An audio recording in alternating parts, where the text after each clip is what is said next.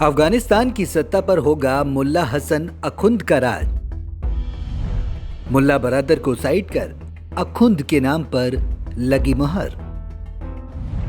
अखुंद को राष्ट्रपति के रूप में नामांकित किए जाने की हुई पुष्टि। अफगानिस्तान पर तालिबान राज कायम होने के बाद तालिबान की तरफ से अफगानिस्तान की सत्ता पर काबिज होने वाले किसी नाम की सबसे ज्यादा चर्चा थी तो वो नाम था मुल्ला बरादर। बताया जा रहा था कि मुल्ला बरादर को तालिबान अफगानिस्तान की सत्ता सौंप सकता है, लेकिन अब उसी मुल्ला बरादर को मुल्ला हसन अखुंद ने मात दे दी है और तालिबानी प्रमुखों की तरफ से इस बात के संकेत दिए गए हैं कि अफगानिस्तान का अगला राष्ट्राध्यक्ष मुल्ला अखुंद ही होगा। आइए जानते हैं कि कौन है मुल्ला अखुंद और कैसे अचानक पड़ गया मुल्ला बरादर पर भारी। कौन है मुल्ला हसन अखुंद? मुल्ला हसन अखुंद मौजूदा समय में तालिबान के सबसे शक्तिशाली निर्णय लेने वाले निकाय रहबारी शूरा की नेतृत्व परिषद का प्रमुख है और रहबारी शूरा के प्रमुख के तौर पर तकरीबन 20 साल तक उसने काम किया है। मोहम्मद हसन आतंकी आंदोलनों के संस्थापकों में काफी अहम माना जाता है। हसन के बारे में यह बताया जाता है कि ये उस कंधार से ताल्लुक रखता है जहां से तालिबान पैदा हुआ है।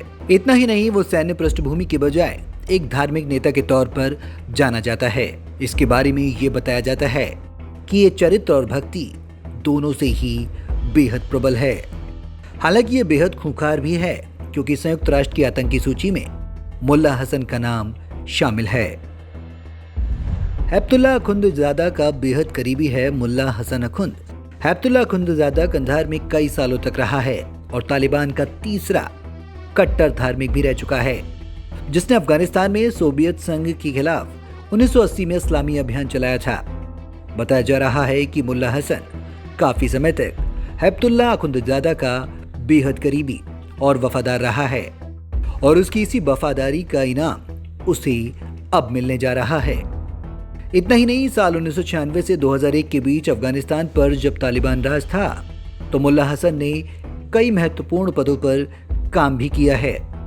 वैसे तो राष्ट्रपति की दौड़ में मुल्ला उमर का बेटा मुल्ला याकूब और सिराजुद्दीन हक्कानी जैसे प्रभावशाली नेता भी रहे, लेकिन बाजी मुल्ला हसन के हाथ लगती नजर आ रही है। बताया ये भी जा रहा है कि अगर याकूब और हक्कानी को अफगानिस्तान की सत्ता दी जाती तो वो पाकिस्तान को चुनौती दे सकते थे।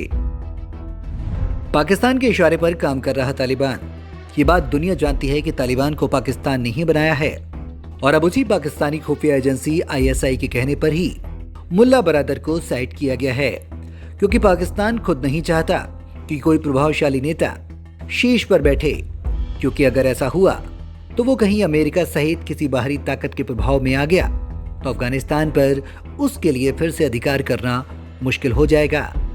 और इसलिए पाकिस्तान ने हक्कानी नेटवर्क पर दांव लगाया है, क्योंकि इसके जरिए वो अपने खास लोगों को एक के बाद एक करके तालिबान में शामिल कर सकता है, ताकि तालिबान के जरिए अफगानिस्तान पर उसका कब्जा बना रहे और अफगानिस्तान की सत्ता इनडायरेक्टली ही सही पर पाकिस्तान के हाथ से ना जाए। Bureau report, Punjab Kesari TV.